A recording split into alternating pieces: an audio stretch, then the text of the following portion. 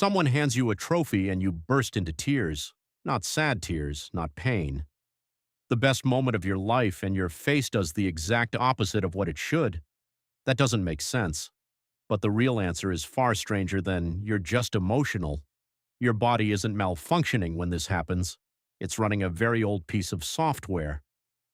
Think about the last time it happened to you. A wedding, maybe? A reunion at an airport? A goal scored in the final minute? Somewhere in that flood of joy, tears showed up uninvited, and you probably felt a little embarrassed, like your body had betrayed the moment.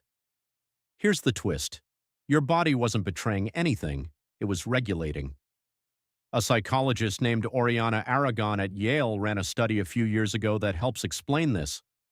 She and her colleagues showed people images of things that should trigger pure happiness, adorable babies, reunions, celebrations. And she found that many people's faces and bodies produced what looked like distress responses. Tears, even in some cases a kind of mock aggression, like squeezing a stuffed animal a little too hard.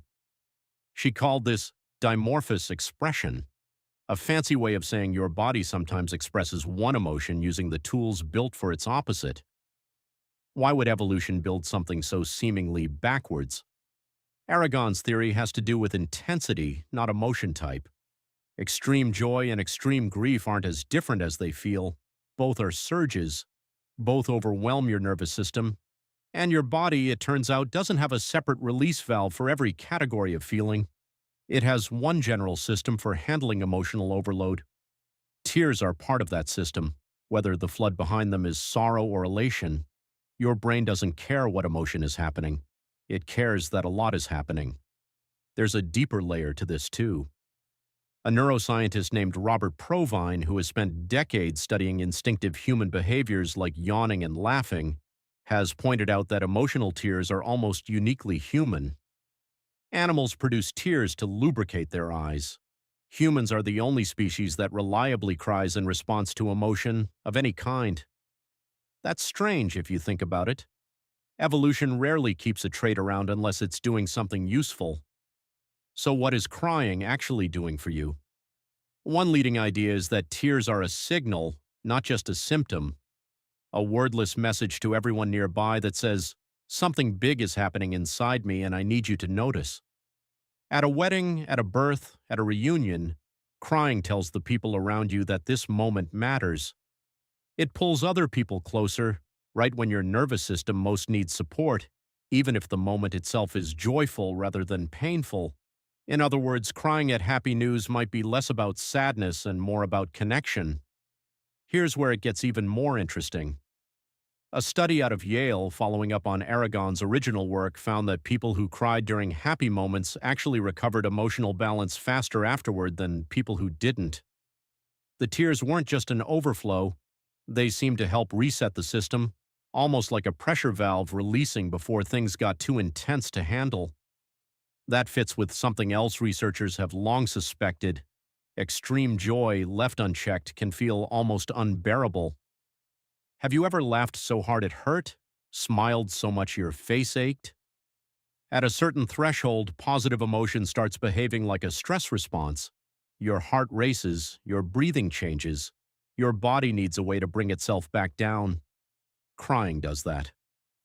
So does that half-laughing, half-crying reaction you sometimes see people have. Even, oddly enough, aggression. Aragon's research found that some people respond to extreme cuteness with an urge to squeeze or even gently bite, a strange but oddly common impulse that seems to work the same way tears do, a release valve for a feeling too big to just sit inside quietly. So the next time you cry at your best friend's wedding, or tear up watching your kid cross a stage, understand what's actually happening. You're not sad. You're not broken. Your nervous system has simply run out of ways to express, "This is too much," in the best possible way, so it reached for the only tool built for emotional overload, regardless of which direction the emotion came from. This might also explain why so many people feel a strange urge to laugh at funerals or cry at happy endings in movies that have nothing to do with their own lives. The line between overwhelming emotions is thinner than you think. Your body was never built with separate wiring for each one. It built one system, tuned to intensity, and it uses whatever expression is available in the moment. Modern life doesn't always leave room for this. You're taught early on that tears mean something is wrong. Crying at work, even happy tears, can feel like something to apologize for. So people hold it in, blink it back, laugh it off, all while their body is trying to do something it's done for as long as humans have had faces capable of expressing anything at all. Maybe the next time it happens, you don't need to explain it away, because somewhere underneath the trophy, the airport reunion, the wedding vows, there's a much older system running quietly in the background. One that doesn't distinguish between good and bad, only between too much and not too much. So the next time someone hands you a trophy, and your face does the exact opposite of what a trophy moment should look like, don't be embarrassed. That's not your face malfunctioning. That's the oldest, most human response you have, doing exactly what it was built to do.